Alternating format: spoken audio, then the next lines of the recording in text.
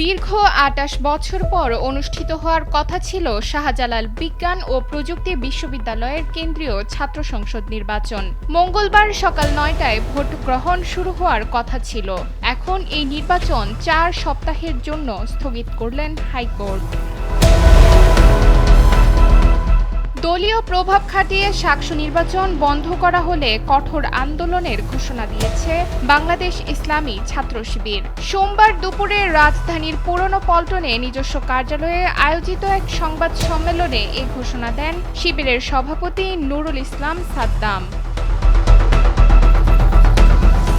শাহজালাল বিজ্ঞান ও প্রযুক্তি বিশ্ববিদ্যালয়ের ছাত্র সংসদ নির্বাচনের জন্য গত ১৬ ডিসেম্বর তফসিল ঘোষণা করা হয়েছিল।